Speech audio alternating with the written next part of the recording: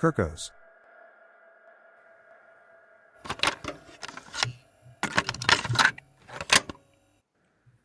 All right, welcome back to All That Jam, where music has no limits.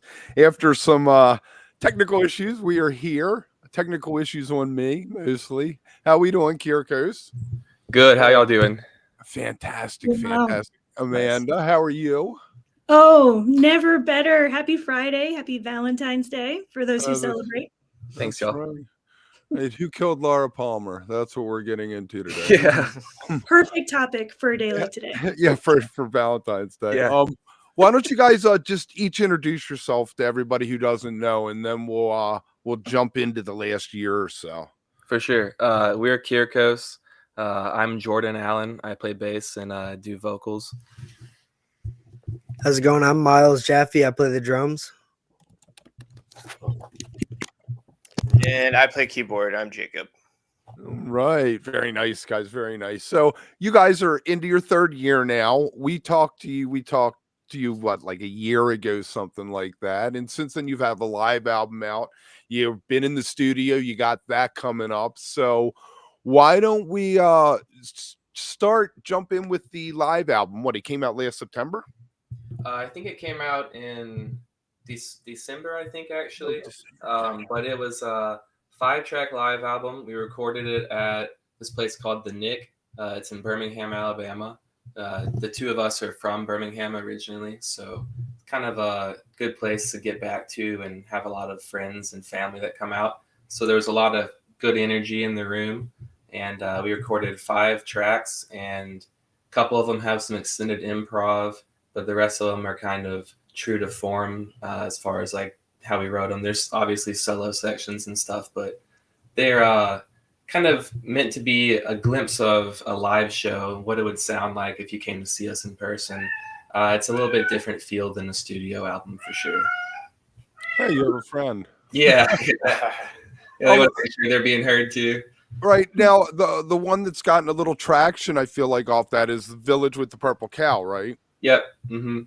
That's an early composition, actually, that we had on the original studio album, Unearthed. Mm-hmm. And this is one that we like to play a lot. It's got like a really strong, high-energy finish, and it's pretty heavy and really energetic. So we like to do that at a live show. And Jim, buddy, you're all right in there.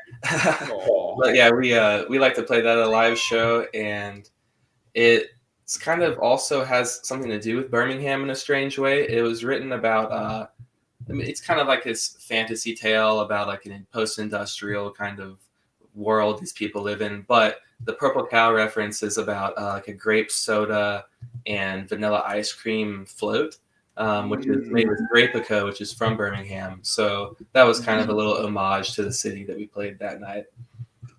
Nice. Very nice. I love that. And I also saw you all had dropped some video recently of the first time you had horns involved in a live performance. And that was a really cool kind of blend with your sound. I was just curious if you could talk a little bit about kind of how you came to that decision to include sax and what that was like for you. Sure. That was Jeff Riley. He plays sax in a band from around St. Louis called Hushwa that we play with a good bit. And we just know that their music's like, it's not exactly like ours, but there's like a freedom within it and stuff like that we knew he could kind of hop on what we do and kind of add a texture to it in a certain way. And it worked out really well. That's awesome. And I know when we had originally talked, as a 3-piece band, it probably does give you some additional flexibility to kind of pop that kind of stuff in.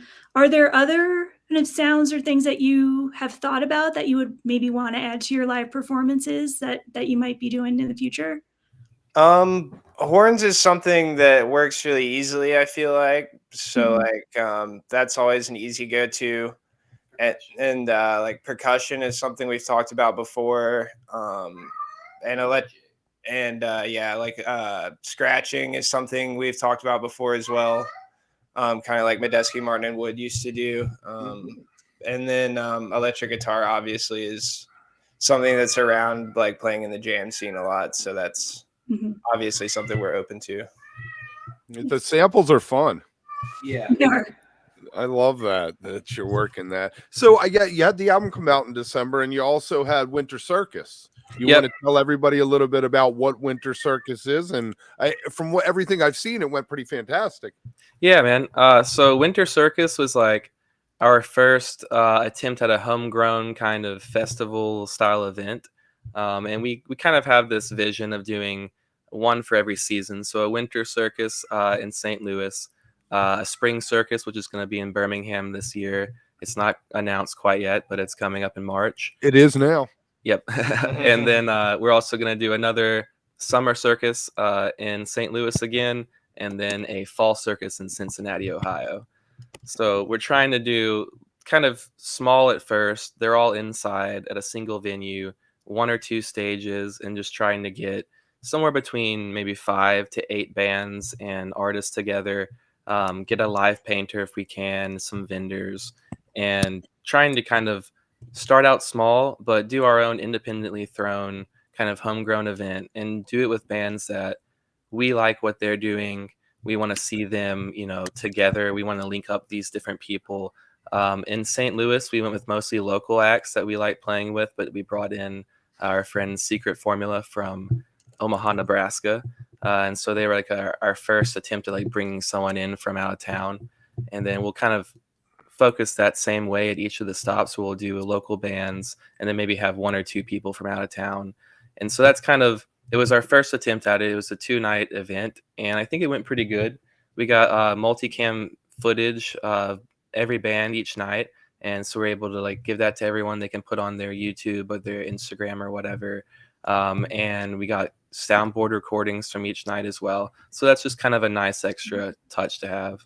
I know. What was the thing with Francis Ford Coppola's something I can't pronounce? Yeah. I can't really pronounce it very well either. I've only really read it, but Koyana Squatsy. Koyana Squatsy. But yeah, so each night we had a background visual kind of theme, and we like movies a lot. We like film a lot, and we think our music has kind of a cinematic quality.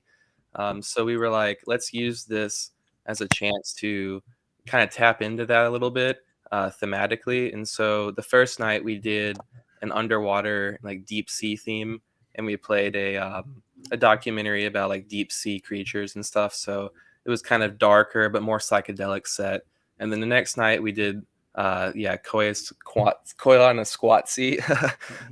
And we played along to that, which is kind of like Francis Ford Coppola, his kind of very artsy. It's not like a plot driven film. It's kind of a combination of different footage of natural systems and cycles juxtaposed with industrialism. And so you kind of see like a wave crashing or whatever, and then it'll kind of zoom out and you'll see that it's right next to this massive chemical plant or whatever. And so it's kind of highlighting that contrast in it. Right. Yeah. So let me ask you, do the songs suggest what the visual is going to be, or do you get the idea we want to use these visuals and then pick the songs? Kind of both a little bit. We wrote the set list to be kind of thematic. So the first night we went with the deep sea, and we're like, let's do a more psychedelic set. We don't really have any songs that are like about a deep sea voyage or anything, so there was nothing. Ruby Waves? Well, yeah, we could do a cover, bust one out, 58 minutes. But yeah, we just kind of chose songs that we thought went well with it. And then the second night, the dichotomy between natural systems and industrialism and kind of like human potential and human culture and technology has been a big part of the music writing and stuff. So that one kind of was a little bit easier to put together thematically. It was a little bit more led from the music itself. There you go. So I feel like thinking about this, one of the things that I love about seeing you live, I don't know if you still have the kind of notebook at the merch table where you ask people to describe what they think your genre is, which is amazing. And I see, on your Instagram profile, you've got these different descriptors, and it's great because it just embodies so much. Do you still think of yourselves as that dystopian feel primarily? Has that shifted? Because I see cinematic scope now, and I love that too. You play around with the genres, I think, and what those could mean. So where do you feel you are with that right now? I think that there is still obviously kind of a tense, maybe almost anxious kind of dystopian quality to a lot of the compositions, and also kind of some of the aspects of how we'll play as far as improvisationally. But I think we try not to limit ourselves too much to any one way of feeling. And so less so branding ourselves as like a dystopian kind of jam band, and more so kind of like we have elements that are dystopian. We have elements that sound kind of like cyberpunk futurist, but we also have elements that are kind of like classical still and uplifting and maybe kind of, melancholic still at the same time. So it comes from a similar place of emotion. But we want to be able to highlight both aspects, the contrast of kind of a dystopian kind of doom and gloom industrialism with also like the hope for a better future and how that could sound, in expressing just a duality instead of just one aspect or the other. Yeah.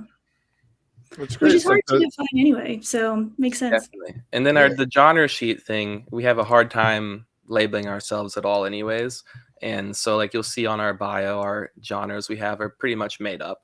It's like dystopian sludge jazz, that's not a genre. It's like cinematic prog rock, that's kind of a genre, but not really. It's like a subgenre maybe. So we've kind of found that we have to figure out how to be creative with labeling ourselves. And so opening that up to the audience was kind of an idea to just get a little bit of feedback and have fun. It's like engaging the audience a little bit. And we'll tell them every show, hey, make sure you come write down what genre you think this sounds like, because we don't have a clue. So cinematic is a genre, I think, now, because there's a band out of Perth called Surprise Chef, and they call themselves Cinematic Soul, and they do all instrumental, and it sounds like Blaxtaposition movies from the 70s, like Shaft or something like that. Yeah, but they use the word cinematic. So I have seen that now. Actually, a couple of projects have that in their description, and I think it rings true. It's a big sound. It kind of has these kind of sweeping moments to it when I hear it. I've referenced that word dystopian to a lot of people talking about what you all do, as just a place that exists within that sphere of jam bands, but in a very different and unique way than I had heard before. You all are kind of managed to really bring a lot of things together, which is awesome. Thank you. Yeah. So you've been 15 months since the last album came out. About that one was September 23. So, yep, indeed. How much material do you have? You said that I know we have an album coming out and we want to hear a little bit about that, but I'm thinking over 15 months. Do you have a bunch of songs now that are the next album already? I mean, I know there's got to be some lag between the writing and the recording. And definitely, yeah, with kind of like any jam band, most of the songs are being road tested before they're being recorded in the studio. And so we focus a little bit more on getting out there and playing shows than we have actually sitting down in the studio and making sure we get it all on wax or whatever. And so we've kind of cultivated a pretty big catalog of originals that we haven't had the time to record yet. And so that's kind of part of the fun with a new project, is deciding which of those originals can go on here. And so we have like 2 or 3 kind of concept albums at any given time that we kind of have in the future that are like almost ready to be recorded, or maybe fully ready to be recorded. And then we can say, oh, well, this new song actually fits on there too. And so that's kind of how we've been going about the studio process. There you go. So what's this new album going to look like? How are they older songs, or do you have some fresh stuff on there? Look at Miles cover this. I think some of them people have probably heard before at recent shows, but a lot of it is new. We've got a lot of new stuff we've been working on. Some of it we've tried to show to audiences recently, but a lot of it is new, and I don't know. I'm very excited about it. we've got a lot of really exciting stuff that we've been working on that excites me, and I think it excites all of us. And yeah, we're very excited. Yep. Yeah. So Excited the overall no single. You're just releasing the album March 4th. There's no single between now and then. We put out a single last month on I think the 31st, and that one's called Wander, and it's a track with lyrics actually, which is kind of a rare thing for us. But it's kind of like a psychedelic kind of ballad of sorts in a way. And then we have another single coming out next week on the 21st, actually next Friday, a week from today, and it is the Village with the Purple Cow, which we've released before, but not with this trio format and with the different samples and stuff that we've been able to add in the studio this time. We think it has kind of a fresh approach to it. Mm-hmm. So that will be coming out the day before your 3-year anniversary show. Yeah. Mm-hmm. Perfect timing. Do you want to talk a little bit about that? And so I know you've put together a lineup for that, and you're going to be having it. Is it Marshmallow? Yep. There's a local venue here called Marshmallow, and it's kind of like an independent venue. They've been really good for putting on kind of local stuff and getting bands a place to put together acts and self-promote in a way, which is kind of a good thing for any scene, especially with smaller bands coming up. So we wanted to do an event there for quite some time, and this is our 3-year anniversary, so it's pretty big for us. We're a trio, so 3 and 3 years is kind of a big year. It's our Jordan year, kind of. And we've decided that we're going to have Bonus Sandwich, which is a local band. They do kind of like mathy, prog rock, kind of psychedelic music. And then this other band, Hushwa, who Jacob mentioned earlier, but the saxophone player sat in with us during Winter Circus, and we are planning a couple of sit-ins as well for that event as well. But it's going to be just 3 bands, and we're going to be throwing down 3 years, 3 bands. It's going to be a good time. So we're excited. We've done an anniversary show every year, so we're thinking it's going to be probably our best one yet, and we hope to keep building up as we go. Yeah, one day you'll hit 40 some. The Radiators this year did their 47th anniversary show in January. Whoa. Longevity right there. It's a lot of road. Yeah, they were 150 nights a year for a while, for many years, for probably like 30 of it, which is just boggles my mind. You mentioned Purple Cow and it being redone to match the trio format. So this album is the new one's just going to be the 3 of you. You aren't going to have the embellishments like you had on the debut. Nope. This is just a trio album. It's going to be kind of the feel of a given live show. The whole concept behind the album, it's called the Gaslight Sessions, and we went into a local studio here, a historic studio that's been recording for a long time, called the Gaslight Studio or Gaslight Studios, something like that. But we recorded there, and all the tracks were single takes, and we recorded them all together live as a unit. And it was also kind of meant to represent the feel of a live show, but then have the quality of a studio where we could have the sound exactly how we wanted it, mix it down how we wanted it, and add in some, additional stuff like effects on maybe some of the vocals and that kind of thing that we wouldn't get in a live show. But otherwise, it's meant to be kind of like the feel of a live show. We've played everything just once through and then maybe touched up a thing or two by adding in a sample or whatever, but keeping it pretty cohesive and true to that. And so it's kind of meant to be a preview, so we didn't want to have too much extra stuff. We didn't want to have any sit-ins or have any horns in or bring in a guitar or anything like that. We wanted to just stay true to what we offer. Right. Now, how are the samples working? Are they like into a keyboard or something like that? Are you using Ableton? What's the process live to trigger them? So we're pretty low tech. We don't do a lot of like MIDI and Ableton and stuff like that. Try to keep off of the computer as much as possible. And it's kind of difficult when you're running social media and stuff like that for your own band, but you do what you can. And so for me, the 2 of us have samples. Actually, all of us have a sample pad. And it's all just kind of like preloaded tones where we'll go in and we'll find, oh, I like this sample. and then we record it, and then just put it into an SD card that we just put into our device. And so I know that Miles has a drum pad with mostly percussion sounds and stuff like that. And then I have a chaos pad, which is like a sampler and effects processor. So I can generate synth tones as well, and I can drop samples and modulate them and stuff. And then Jacob has a Teenage Engineering pocket operator. So it's also a synth thing. It's a little bit more kind of like 8-bit kind of sounding, so it gets granular and has kind of like a nice distorted and dystopian kind of effect to it too. It's fantastic. Okay, so lyrics. The Wanderer, right, has lyrics on it. What is your feeling about it? I know that you've always been instrumental for the most part. You know, do you feel like you have to embrace lyrics, or is it just something that, hey, this song called for that? This one was just something that I wrote as like a poem, and then was like, oh, this works well as a song. And then it all kind of came together pretty quickly, and we played it at practice like once, and we're like, yeah, that's gonna be how it goes. I don't think we want to sit down and say, okay, we need to write a lyrical song.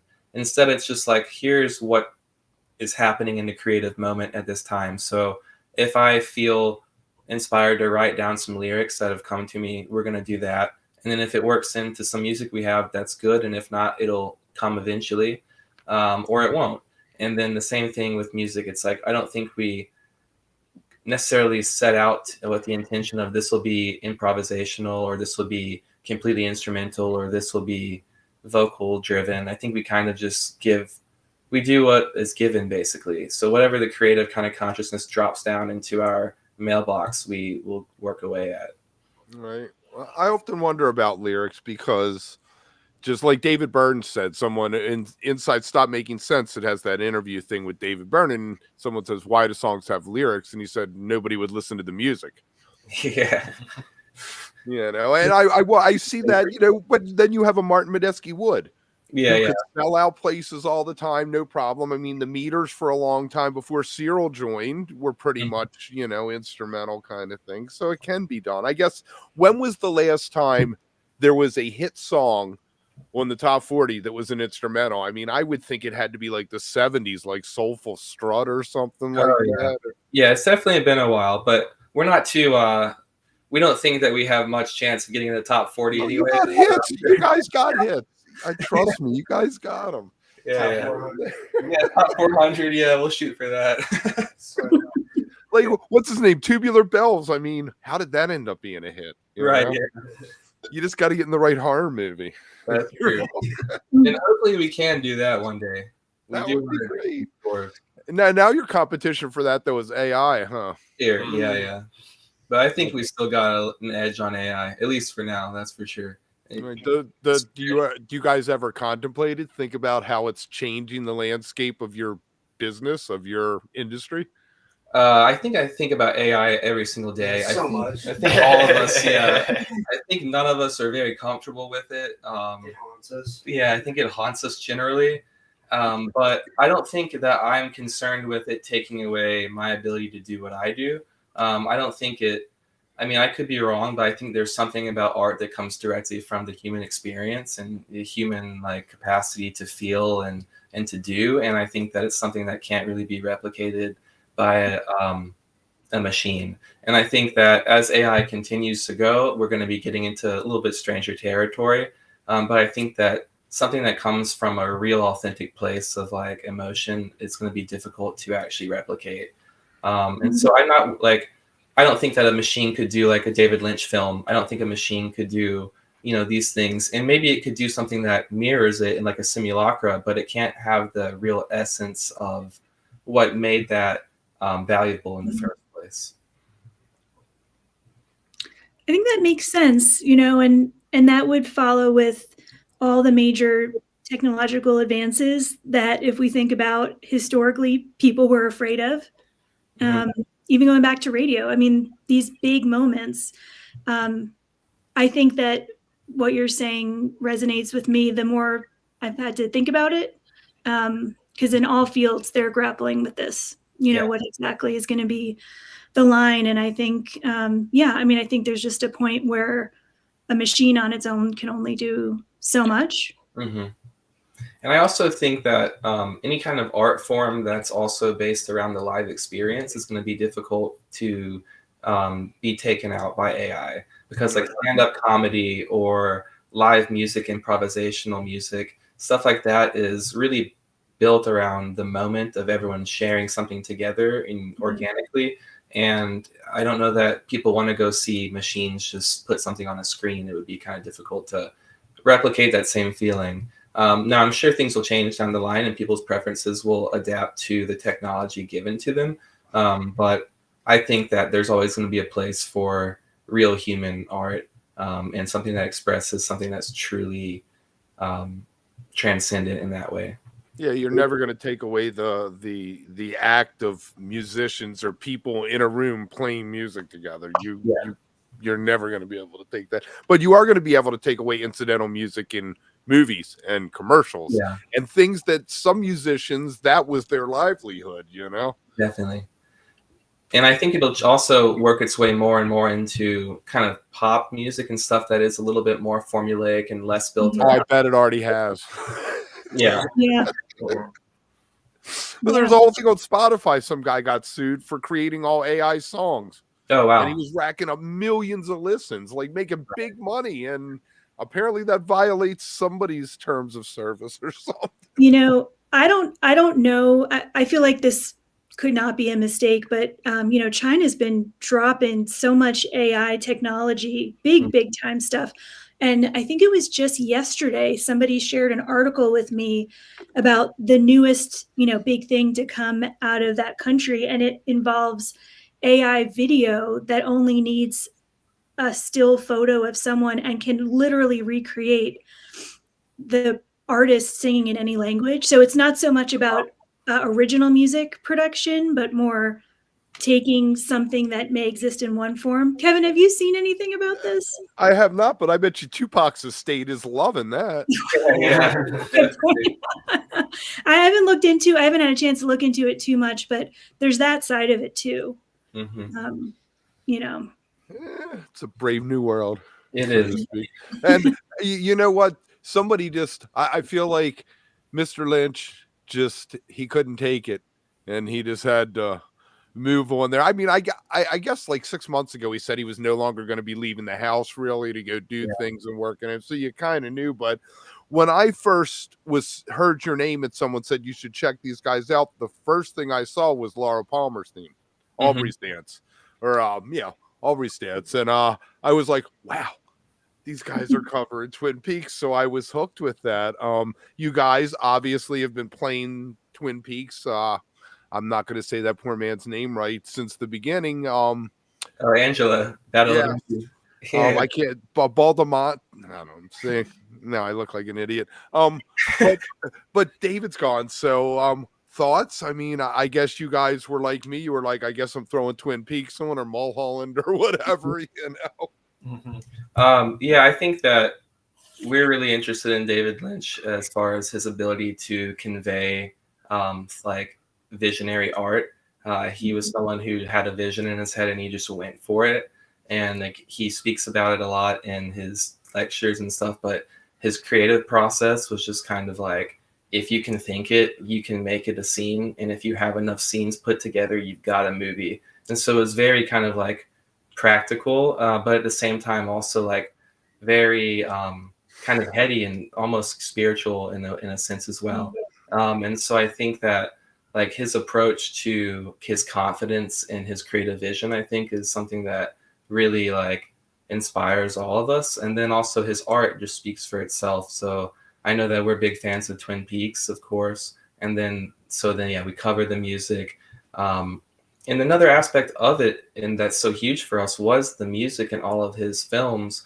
It's very artfully chosen, and like his stuff with Angela Badalamenti is it's almost kind of hauntological. It's like kind of jazz music that's kind of reminiscent of a past era. It's like very nostalgic, and it just has a haunting quality to it and creates a really good atmosphere. And so I think that we heard that and we're automatically hooked. At least Jacob and I, for sure. Like first time we heard it, and so yeah, I mean, I think it's a great loss, but he's got his art out there, and so he'll continue to live on through that, and people can still experience him through their own experience of his art, which is really his weather reports are still out there. Do you Yeah, remember the weather reports? oh yeah, definitely bright day. So what did you put on? Did you watch? I threw on Blue Velvet. We watched Blue Velvet too, yeah. And we thought about doing a Twin Peaks rewatch from this top, but we haven't started that yet because we've already watched it probably 3 or 4 times. So we're like, gotta put a pause. That's a commitment too. Yeah, definitely. I got turned on to David Lynch in high school. Like when Twin Peaks, I was dating this girl and she's like, this guy David Lynch is having a TV show. You should watch it with me. And I liked her. So I started watching it. And that's what opened the door for me when I was 16 or 17. So many such cases. Yeah. Common occurrence that. You got to do it. You got to do it. It's fantastic. So you have the show coming up. What, the 22nd, right? Mm-hmm. And then what else do you have on the calendar there? I know that you mentioned in March something that you hadn't mentioned before. What else do we have to look forward to? We've got a pretty big tour coming up. We've got our spring tour, which we haven't fully announced yet, but we've got a number of dates on that, including Spring Circus in Birmingham. And then we've also got a bunch of dates booked out in the summer. It's going to see us in the Northeast. So we'll be up in like Boston area, Vermont, Philly, New York, kind of that whole Northeast that we haven't broken into yet. So we're excited about that. And we recently just signed with Loose Leaf Talent Agency. So we're hoping to pick up some more bookings and get out there more and more. That's excellent. That's it. I mean, that's a really well-known group. And, you know, I think that's going to be an awesome not only opportunity for you, but for them, because I would imagine that your sound is a little bit different from a lot of the bands that they tend to work with. So I love that for both sides. Yeah. Nice. Yeah, we think it's a pretty good fit. They didn't have a band in this market either in St. Louis or kind of this part of the Midwest. And so it's a good opportunity for gig swaps and everything.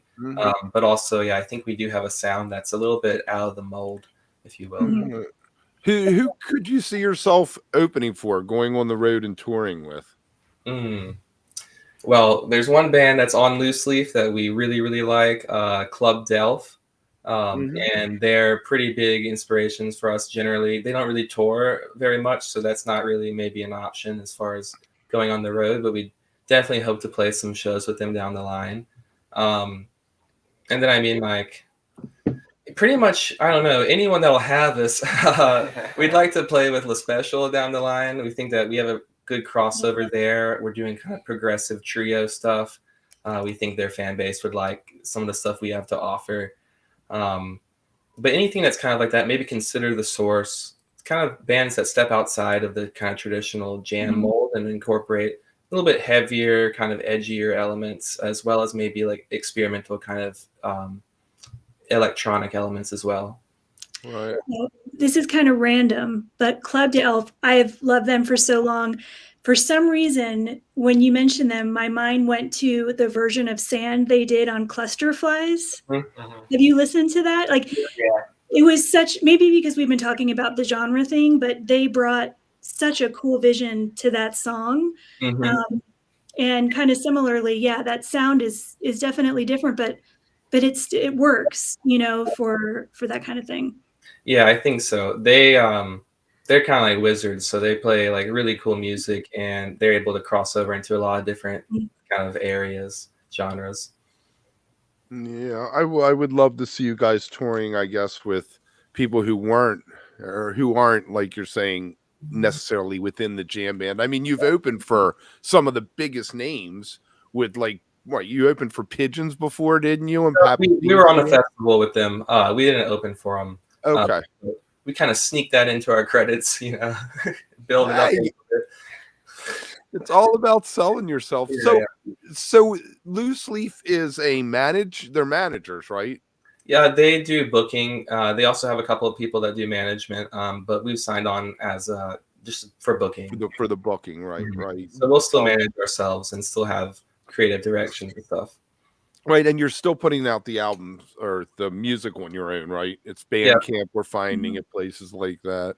Yep, we actually have a Twin Peaks thing since we've been talking about David Lynch. We have a 2-part kind of single dropping that's us covering Audrey's Dance and covering Laura Palmer's theme, and that's going to be on Bandcamp on Twin Peaks Day, which is 24th of February. There you go. All right, so that's next Monday or week from Monday. Yep. Week from Monday. I'm not that good at math there. Yeah, I don't know if any of us are. Are we going to have physical media, or is this all just going to be downloads? We do CDs. We would like to get into albums eventually, vinyls, but it's kind of a costly endeavor, and so we're waiting until we kind of cross another bridge, if you will, to be able to have the capital, the back, something like that. We've been thinking about doing drop shipping, but we've seen some pretty big catastrophes with artists using drop ship vinyls. And so we're kind of wary to do that. We'd like to have them in hand, so it's like we control the shipping and stuff. They should bring back 45s. Mm-hmm. Cheaper. It's less vinyl you have to do, and you can have one song on either side. I mean, I get some punk rock magazines from England in the mail, and sometimes they'll include 45s in them. And I'm like, this is so cool to have a 45. But then you got to find the stupid thing, or you're trying to just line it up right on there without it. But we do love physical media, and so we try to make sure we put everything on CDs, and maybe eventually we'll do some kind of oddball stuff like maybe VHSs or 8-track or something. Obviously vinyls down the road, but yeah, an 8-track. I don't know about the market for an 8-track. Yeah, that would be real niche. Could be a you have to make one, like the Wu-Tang album, just one 8-track. And, get somebody to bid. I've often thought about, I don't know much about blockchains and all that, but if there was some way to sell an album on blockchain so you owned an individual copy of an album that was like an NFT, but I don't know, I feel like NFTs don't exist because I can right click on it. Yeah, we try to stay out of all that. We try to invest in the tangible physical world a little more than we do the digital. So right, well, when it all disappears, we'll have records still. Right, We'll be able to crank up your boombox and throw a tape in there. Yeah. Oh, that's fantastic. Well, anything else you guys want to throw out? Amanda, do you have anything else? I don't think so. I'm stoked for your 3-year. I mean, that's a huge milestone, and I'm glad that you're able to celebrate it with the single and the show kind of back to back. Yeah, thank you. Yeah, we think we're still in a growing phase, and we're hoping to kind of use this momentum to keep going. And then, like I said, we do have a lot of shows coming up this summer that we'll be announcing soon.